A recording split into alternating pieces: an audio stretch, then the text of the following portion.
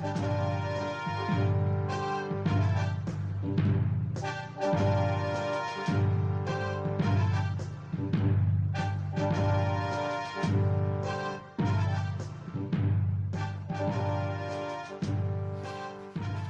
folks, I'm Rob Hoyton. Thanks for joining me for our second Frontline Battle Report on Dragon's Teeth Gaming Channel. Now last Monday at Bedford Gladiators we took to the skies because Roger brought in Wings of Glory, which is a World War II aviation game. I believe there's also a World War I version, and I think actually originally this started as a card game. But what it is now is a very nice game with miniatures on stands. I guess the planes are about 1/100th scale, very nicely detailed and painted figures. So it's now a tabletop game. And Roger was saying, he's a little bit like me, he's been out of wargaming for quite a while, or at least tabletop wargaming, and he's gone back into it. And also like me, of course, he thought, oh, I need some Second World War figures, I need some fantasy figures, I need some Napoleonics, etc, etc. Which is great, right? And we all like buying stuff.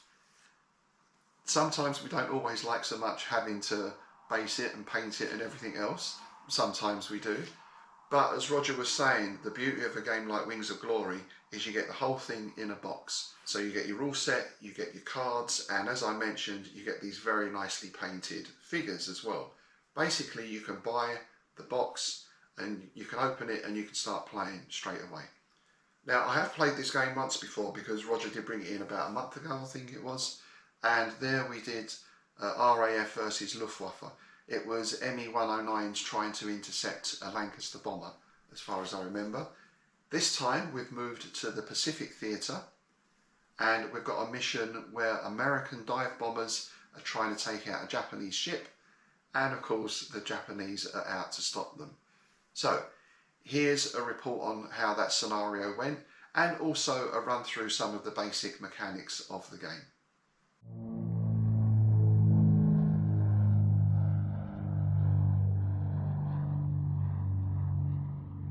So here's our set of rules for Wings of Glory. This is what you get in your main game box. Of course there are supplements available for different scenarios and different theatres. But this gives you RAF versus Luftwaffe, and it gives you the standard rules for the basic game, so you can get started straight away. Basically each aircraft has its own console, which I'll explain as we go on a little further. We also have advanced rules, which will include things like change in altitude, specific types of damage, and so on. So overall, it's a fairly brief set of rules, but they're comprehensive.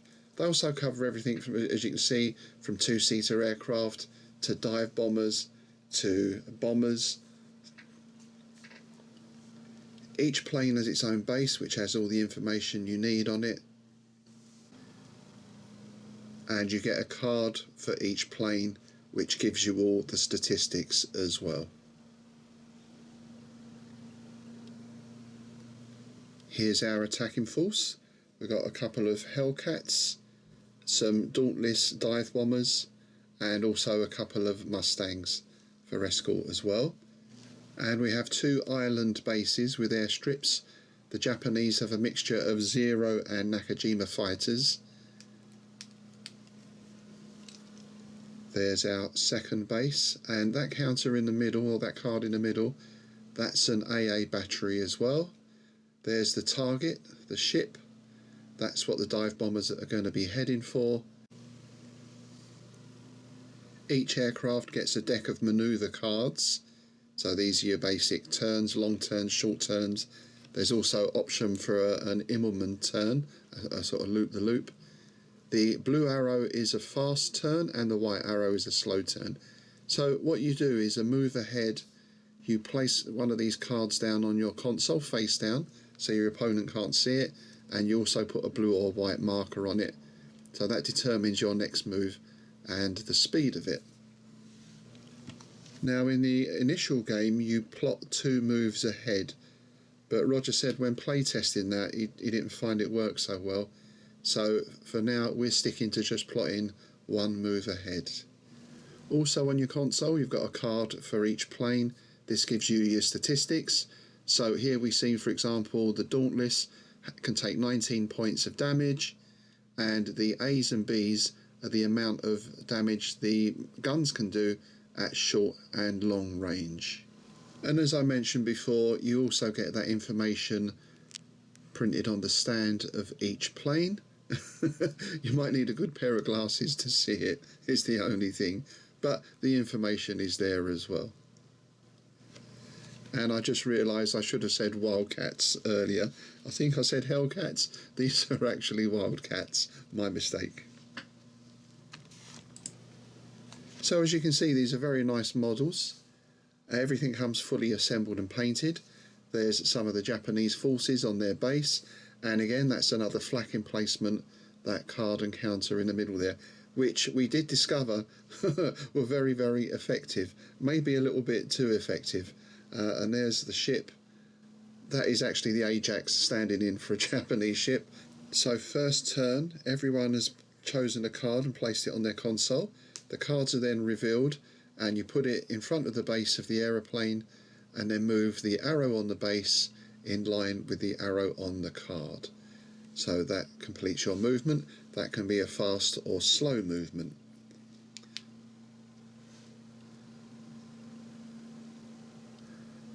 The Japanese player, or at least the Japanese planes on this island, activated very quickly, and they were up in the air straight away.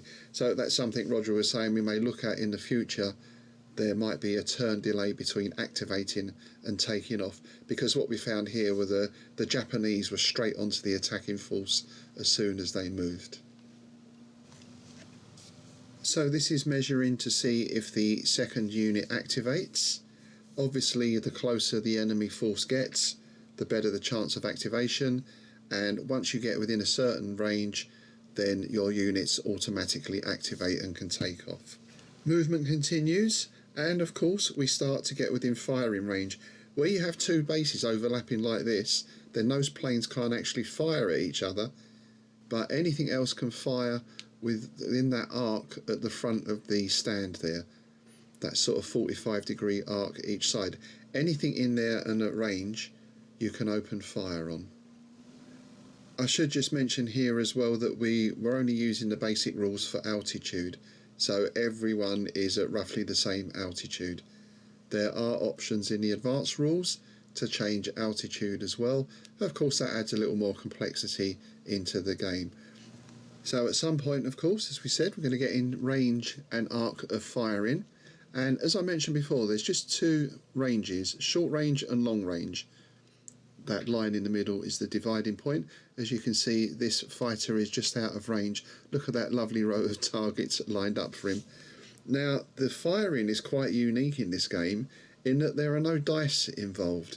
It works instead a very neat system of taking counters. So we have bags with A to D on them, and you may remember from our card that if we're at, say, short range with a particular plane, then that might say B and B. So the firer draws two counters from the appropriate bag, gives them to the other player who secretly looks at them, and they will have damage points on them. Now that could be 0 damage points, it could be 2, it could be anything up to 10 or 12, and some of them also have things on like engine trouble, or your rudder is hit so you can only steer one way, or your plane catches fire, and he or she places those on their console face down. So this is nice because you never quite know what damage you've done to the other player, which I guess in a sense is realistic, unless they're on fire, of course, in which case we do have a nice little fire marker that goes over the wing of the plane. So if your plane has a sort of defense value of 18 and it takes 18 or more points of damage, it's destroyed. And there we can see one of the Japanese planes with the fire marker on it. So as we can see, with those Japanese planes coming up very quickly off of that forward base, this very quickly turned into a real dogfight. We hadn't even really got near the ship yet, and we were involved in this dogfight. Nice use of a laser pointer there to check if something was in a firing arc. And at this range, the combat is fairly brutal, but we found the worst things were the AA guns. in one case they destroyed a plane just on one hit. So yeah, I think Roger said we're going to tone down the anti-aircraft damage in the future, or maybe reduce their fire rate a little.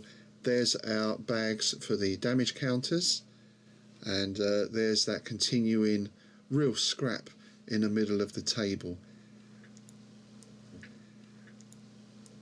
We had one dive bomber almost broke through the defending fighter screen, but then 3 of the zeros rapidly turned and shot that down. So there's the Mustang on fire. So the Americans didn't really get anywhere near the target. Yeah, I think I've said a lot of times on here, this is what we all do, right? With games and rules, we tweak them to suit.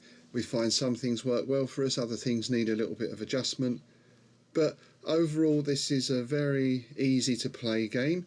You don't need to have played it before to be able to get into it very quickly. I think you can see there just how far we had to go to the ship. And there's some more damage being dished out to the Americans. And as I mentioned before, there's lots of other aircraft types available and other supplements with extra rules that I'm sure we'll be looking at in the future.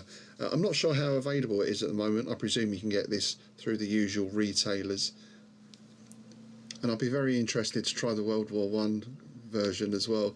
We used to play a board game called, I think, Richthofen's War.